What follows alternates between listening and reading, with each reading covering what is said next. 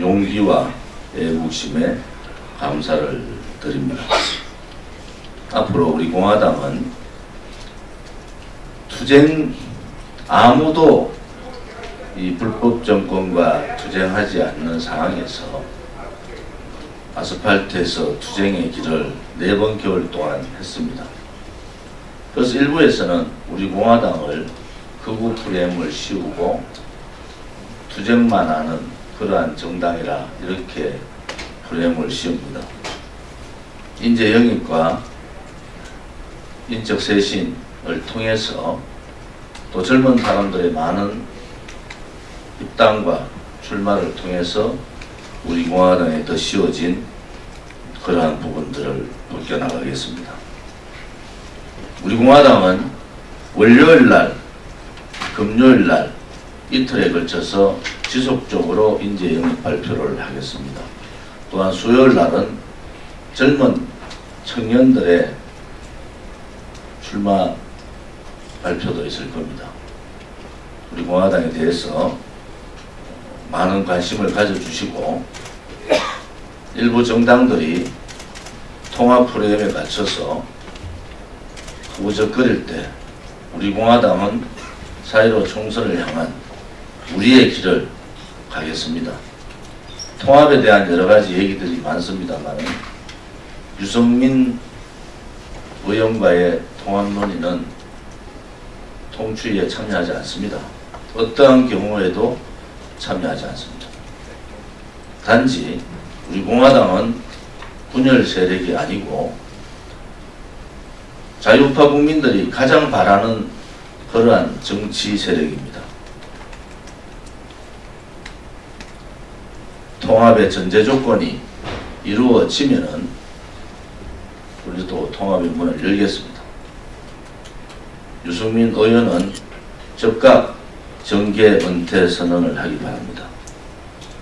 홍준표 대표는 2번의 대통령 선거의 참패, 우파 국민들의 아픔을 알고 고향 출마가 아니라 21대 국회에 불출마 선언을 하기를 바랍니다. 김병준 전 비대위원장은 좌파 독재 정권이 이렇게까지 좌파 독재의 시스템을 갖출 때 아무런 대응을 하지 못한 책임을 지고 정계 은퇴를 하시기를 바랍니다. 황교안 대표에게도 요구합니다. 야당 대표는 희생과 국민에 대한 감동이 있어야 됩니다. 자기의 팔을 잘라내는 그러한 희생이 필요하고 또 자기가 힘들더라도 과감한 결단력이 필요합니다. 그것이 통합의 시작이고 그것이 우파 국민을 하나로 뭉칠 수 있는 계기입니다.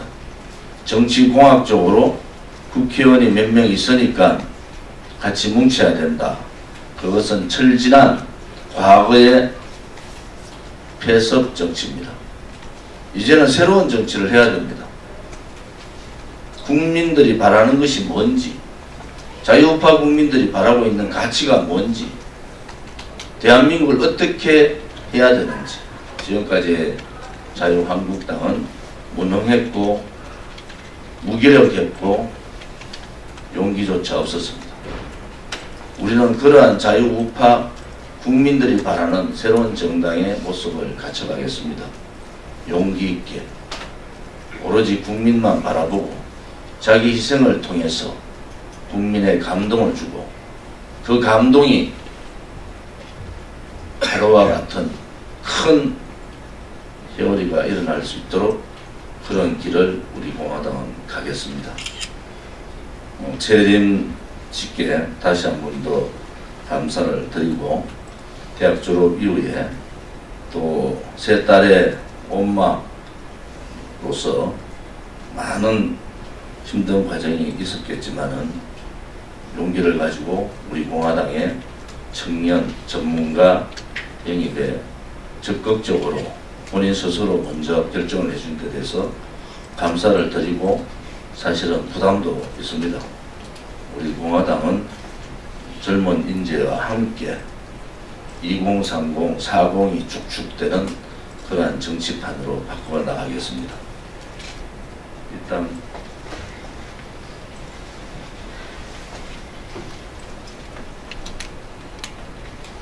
안녕하십니까. 영입 2호로 소개받은 최혜림입니다. 간단한 제 프로필 개요를 말씀드리자면 저는 대구에서 태어나 대구여고를 졸업했습니다. 그리고 서울 당국대학교 전기전자 컴퓨터공학부를 졸업하고 동대학원을 마쳤습니다. 그리고 포스코그룹 기술연구소에 입사하여 회사 생활 중에 세 아이의 엄마가 되었습니다. 그렇게 워킹맘으로 살면서 우리공화당의 발로 뛰는 일꾼이 되고자 포스코 취업규칙상 정치활동을 할 수 없기 때문에 13년 근속을 마무리하면서 기술전략그룹의 책임연구원을 마지막으로 퇴사를 했습니다. 제가 학교 시절 연구 분야는 반도체 디스플레이 패널, 저전력 구동 설계에 관한 것이었고 영어로 작성된 논문으로 국내외 다수의 학회에 논문이 채택되었습니다. 학생 신분이라서 제일 가까운 일본에만 발표차 참석을 했고 그 후 입사하여서 무인 경량전철 국산화 기술 실용화 프로젝트에 투입됐으며 그 다음 국내 최초의 스마트 그리드 시범사업 조성 프로젝트에서 일을 했습니다. 그 다음으로는 에너지 효율화 사업, 대기업, 에너지 다소비 업체 대기업을 대상으로 에너지 효율화 시스템을 구축했으며 한전과 전력거래소와 함께 네트워크 형성된 전력 공급, 전력 수요 반응 사업에서 근무를 했습니다. 그리고 퇴사 시의 마지막 소속 부서는 R&D 센터 기술전략그룹에서 제일 메인 프로젝트인 AI, 빅데이터, RPA 클라우드, 4차 혁명의 제일 메인 아이템인 사업을 주로 하는 부서에 소속되어 있다가 퇴사를 하게 되었습니다. 제가 공학 엔지니어일 뿐인데 정치 일을 어떻게 하겠냐라고 궁금해하실 분들이 많으시겠습니다. 그런데 앞으로 저희의 후세, 저희 아이들이 살아갈 시대는 에너지 전쟁이고 전력, 데이터를 얼마나 제어할 수 있냐, 빠르고 정확하게 데이터 전쟁, 에너지 전쟁, 기후 전쟁입니다. 그런데 제가 했던 일은 스마트 그리드의 경우에는 90년도에 UN 환경기구에서 채택된 교토협약기구라는 게 있습니다. 교토협약 의정서가 있습니다.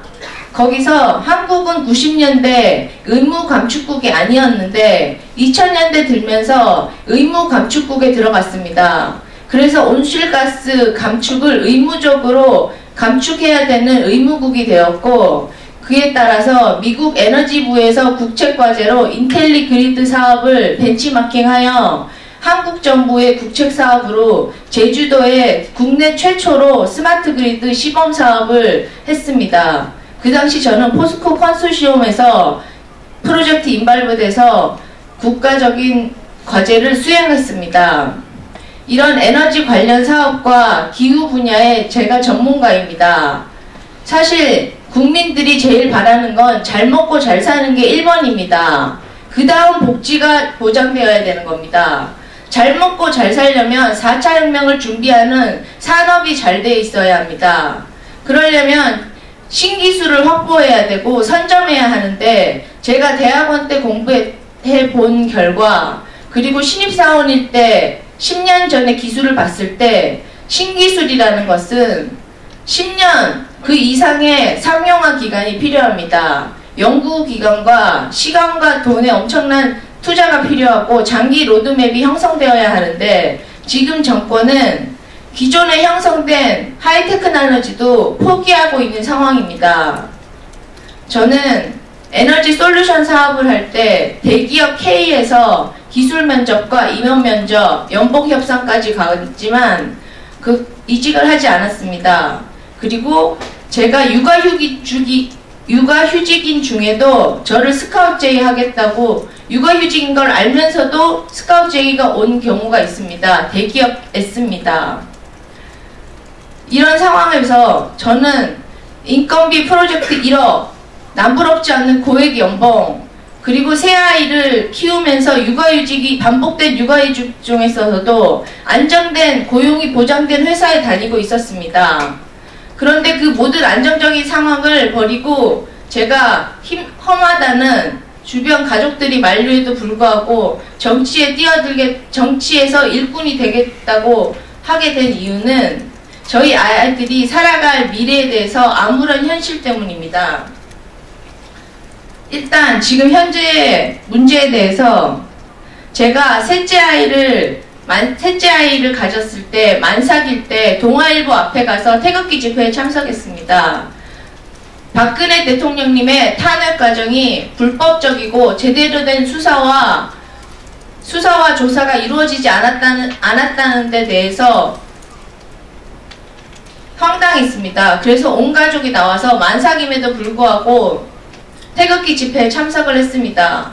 하지만 그때 아쉽게도 저는 출산과 아이를 키우는 데 대해서 벅찼기 때문에 그 이후에 태극기 집회에 참여하지 못했고 회사에 복직해서 회사 업무 열심히 하면서 어떻게 보면 대한민국의 미래 먹거리 산업인 전력, 에너지, 4차 혁명의 전기전자 데이터 제어 시스템 쪽에 더 열심히 일하려고 했던 것 같습니다. 하지만 계속된 문정권의 미래 산업의 파괴 상황을 보면서 제가 회사원으로서 열심히 하는 게 아이들이 미래에 도움이 되지 않겠다는 생각이 들었습니다. 지금은 아레날과 법치가 부재한 세상인 것 같습니다. 박근혜 대통령님의 불법 탄핵에 대해서 책임지는 사람도 없고 문재인 정권은 경제가 파탄 났는데도 거짓 호도를 하고 있습니다. 그리고 북한에서 미사일을 쏘아대는데도 국민들이 안보의 위기를 느끼고 있는데도 정권에서는 지금 한반도가 평화 화합에 있다고 말하고 있습니다. 그리고 여당을 견제하지 못하는 무능한 야당, 문 대통령과 청와대의 무소불위, 촛불 집회는 민심이면서 태극기 집회는 묵살하고 있는 분열을 야기시키고 여론을 조작하고 있는 이 상황은 저희 아이들이 살아갈 미래가 암흑이라는 생각이 들었습니다. 그리고 포퓰리즘과 슈퍼 예산, 추경, 공무원 일자리 증원은 결국 지금 현 세대 내가 누리는 게 더 좋은 게 아니라 저희 새 아이가 취업도 하기 전에 벌써 세금 빚더미를 떠안고 있는 상황인 겁니다. 자유민주주의가 거부되고 있고 사회주의로 전환되고 있습니다. 저는 노력한 만큼 대가를 받는 공정한 세상에서 저희 아이들이 커가기를 바랍니다. 그리고 미래 먹거리 산업을 더 성장시키고 싶습니다. 그런데 제가 하필이면 우리공화당을 선택하게 된 이유는 반짝 선거쇼가 아니라 자발적이고 지속적이고 전 국민적인 집회라는 겁니다. 거기서 우리공화당이 진실되고 정의롭다는 생각이 들어서 우리공화당에서 활동을 하겠다고 결심을 하게 됐습니다. 청년과 청소년, 어린이들에게 건강하고 강한 대한민국을 물려주기 위해 불의에 대항하는 우리공화당의 3년 동안의 꾸준한 활동, 이것이야말로 그 어떤 선거 정치인들이 얄팍한 포장술로 언변으로 말하는 것보다 더 확실한 증거이지 않겠습니까? 좌파 정권에게 왜 우리가 정권을 빼앗겼느냐에 대한 반성, 자아 성찰이 우파 정당이라고 자칭하는 분들에게는 말이 없습니다. 자아 성찰이 없습니다. 반성도 없습니다. 그렇다면 대한민국의 다음 대선에서도 우리는 기대할 수가 없는 겁니다. 진정한 우파란 무엇인가? 진정한 진보란 무엇인가? 더 나은 세상, 법치와 정의, 안보, 경제, 자유, 신의와 같은 애국 가치를 진정하게 추구하는 게 바로 진보 애국 우파입니다. 진보의 개념에 대해서 확실히 아셔야 됩니다. 우리 아이들이 잘 살 수 있는 건강한 나라가 진보자들이 추구하는 정책입니다. 마지막으로 정치 포부와 계획에 대해서 말씀드리고자 합니다. 진정한 국민들의 민심, 여론을 화합할 수 있는 통로, 그리고 4차 혁명 시대를 장악할 기술 강국을 맥을 유지할 겁니다. 저는 제가 해왔던 책에서만 본 게 아니라 현장과 실무 경험을 통해서 쌓았던 국제관계에 대해서도 중요성을 인식하고 있습니다. 감정적인 외교관계는 지양해야 합니다. 우리는 글로벌 시대에 살고 있습니다. 폐쇄적으로 자원도 부족하고 땅도 좁은 한국 내에서 모든 걸 해결할 수가 없습니다. 외교과의 외교 관계가 기술 외교, 좀 더 나은 긍정의 외교가 필요한 겁니다. 감정적인 외교는 폐쇄주의에 불과합니다. 그리고 10년, 20년 후에 우리 아이들이 시대의 먹거리가 될 산업을 확보하고 우리가 수천 년 동안 중국의 속국으로 살았듯이 우리가 신기술을 선점하지 않는다면 우리의 앞으로 미래는 기술 속국으로 수백 년을 살게 될지도 모릅니다. 그리고 국민 모두가 노력한 대가를 받을 수 있는 공정한 세상을 되도록 저는 노력하고 싶습니다. 감사합니다.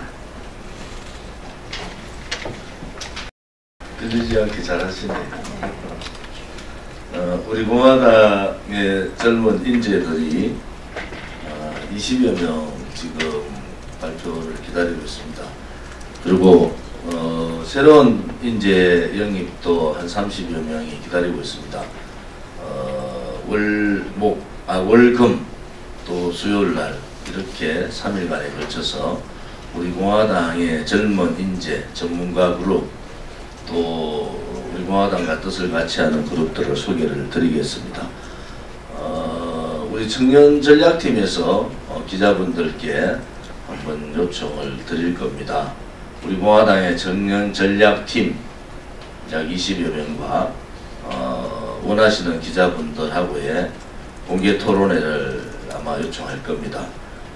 거기에 많은 기자분들이 참여하셔서 우리 공화당의 젊은 인재들이 무슨 생각을 하고 있는지, 또 왜 그들이 소위 말하는 극우 프레임에 씌워져 있는 우리 공화당에 왜 많은 젊은 인재들이 참여를 하고 있는지, 그런 모습에 대해서 당의 공동대표로서 진솔되게 우리 기자분들과 얘기를 하는 시간을 가졌으면 합니다.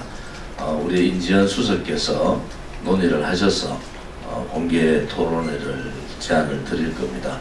좀 더 새로운 정치, 우파 정당이 개혁하지 않으면 정당 개혁은 어렵다고 보는 것이 우리 공화당의 입장입니다. 우리가 나서서 인적 쇄신, 2030, 40 세대 교체라는 우파 정당 개혁을 먼저 시작하겠습니다.